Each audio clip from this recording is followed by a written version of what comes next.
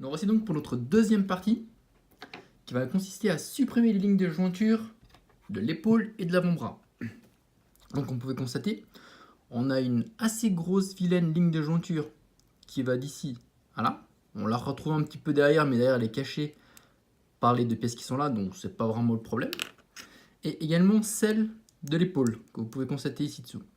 Alors les raisons du pourquoi, en fait c'est assez simple, c'est que si vous auriez voulu la faire disparaître, il va falloir la coller. Par conséquent, vous auriez dû peindre au préalable cette pièce, la masquer, la fixer, coller celle-ci, sous-coucher et peindre. Ce qui est faisable mais très fastidieux. Et de même pour cette pièce de l'épaule. Alors, cette épaule encore, c'est pas tellement la plus compliquée.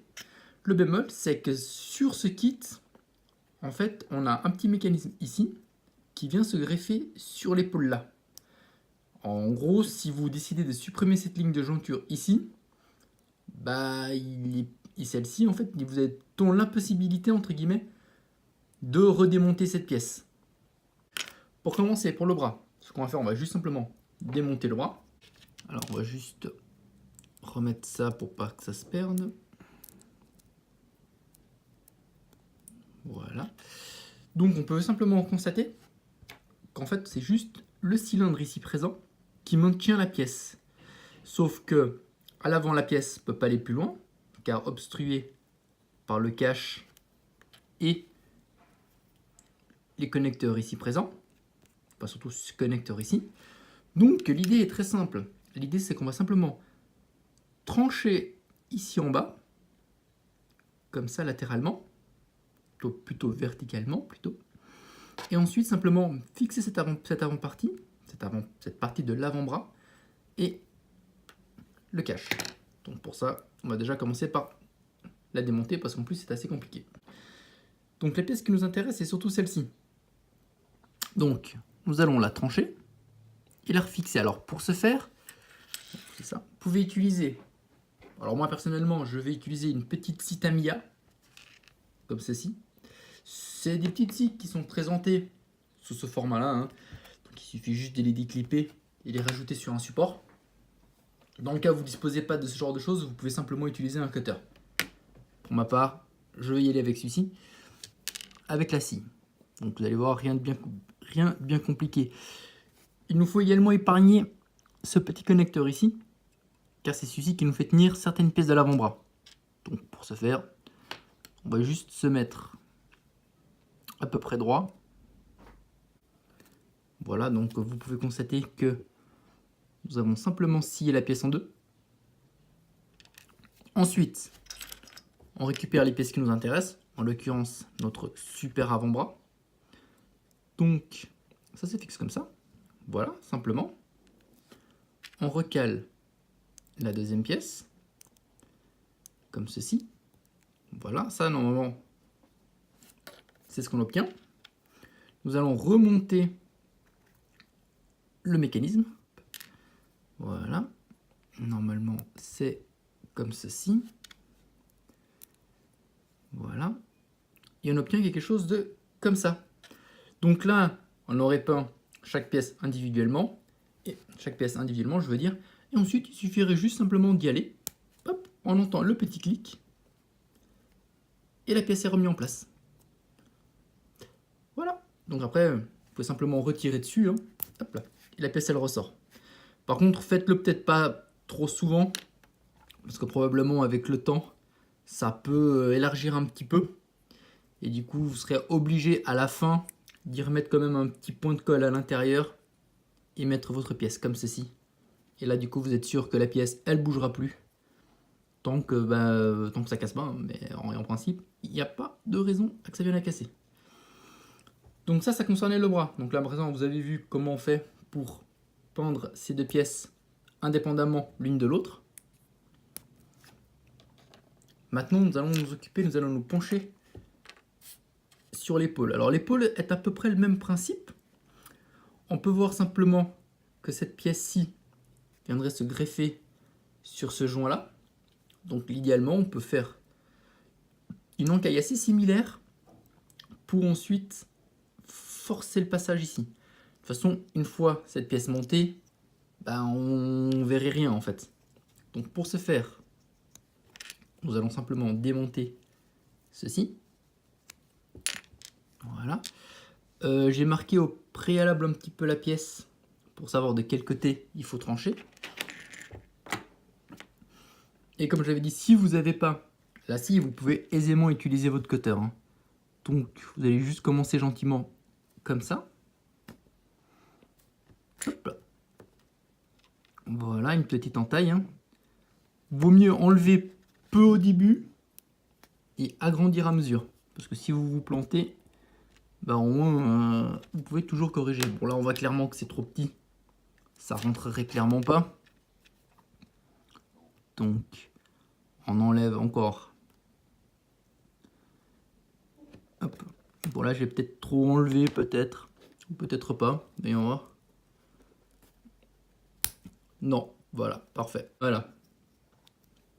Et voilà, vous avez supprimé les 2 lignes de jointure. Et votre pièce peut être montée. Alors faites par contre le à la fin, parce qu'encore une fois, si votre pièce elle est pas pétée, vous pouvez le faire un petit peu comme vous voulez, sachant que la mienne est un petit peu endommagée. Je vais peut-être éviter de tirer dessus. Hein. Donc voilà. Maintenant, comment supprimer les lignes de jointure? Alors je vais vous montrer comment on procède pour les lignes de jointure. Alors, pour les lignes de jointure, il nous faudra de la colle. Alors, utilisez surtout si vous avez sous la main de la colle par effet de soudage plutôt que de la colle. Ça permettrait d'avoir un aspect beaucoup plus propre. Mais avant cela, on va donner juste un tout petit coup de ponçage sur les parties intérieures pour garantir une bonne adhésion. Alors, on va le faire sur les 2 pièces. Hein. Voilà. On fera de même pour l'épaule. Nous reprendrons notre pot de colle.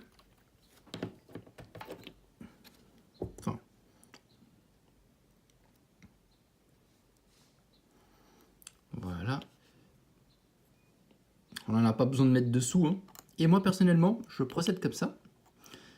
On met juste un petit peu. Et je le fais passer entre la ligne de jointure.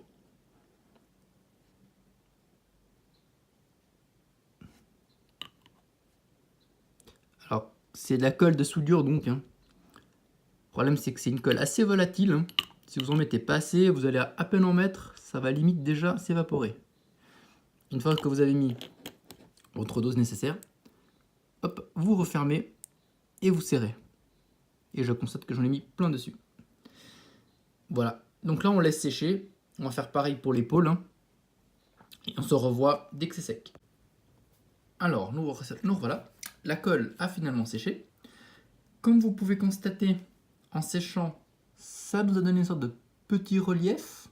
C'est à peu près l'effet qu'on souhaite avoir. Par la suite, ce qu'il faut, c'est juste poncer ce relief. Alors, pour ce faire, il y a plein de choses qui existent. On a des bâtons de ponçage que je ne vais pas spécialement utiliser pour faire ça. Je vais plutôt utiliser des petits bouts d'éponge, des bouts d'éponge de Gaia. Enfin, God-N, pardon. C'est des choses qui ressemblent à ça. Donc voilà, c'est des éponges de ponçage, c'est souple. C'est très souple. C'est waterproof. Et ça permet justement, quand on ponce, de bien prendre, comme vous pouvez voir, la forme du relief.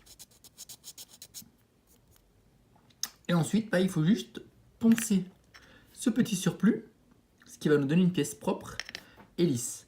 Donc nous voilà, nous avons poncé toute la pièce. Et là, vous pouvez constater que la surface est devenue toute lisse, toute propre, et la ligne de jointure a quasiment disparu. Enfin, elle a disparu en soi.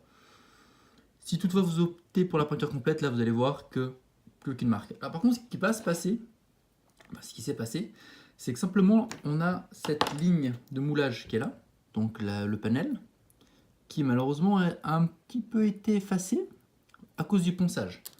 Pour cela, en fait, on va utiliser, je ne sais pas comment ça se dit en français, en anglais ça s'appelle un scriber. C'est un outil de ce genre qui nous permet simplement de... Hop, là, on va se mettre positionnement. Voilà. Et simplement, gentiment, on va gratter sur la ligne pour refaire la ligne qu'on a un petit peu effacée suite au ponçage. Alors, allez-y tranquillement quand vous faites ça. Et là, on peut déjà voir que la pièce, la ligne, on la voit déjà beaucoup mieux. Donc de toute façon, ça, une fois que ça sera peint, vous mettrez votre jus pour la faire sortir. Ça sera ni vu ni connu. Pour l'épaule, donc encore une fois, on utilise les éponges de ponçage de chez God Hand parce que ça nous permet de bien épouser la forme de l'épaule sans trop la dénaturer. Ça vous prendra peut-être 10 minutes à tout poncer tout propre. Après, vous pourriez faire pareil sur les lignes ici présentes, les remarquer avec le scriber. Et on sera tout bon. Donc voilà, ça c'était pour compléter les bras. Maintenant, vous avez vu comment on peut faire pour pouvoir peindre l'avant-bras et la jointure indépendamment l'une de l'autre. On se verra pour la prochaine étape qui consistera pour les jambes. À très bientôt.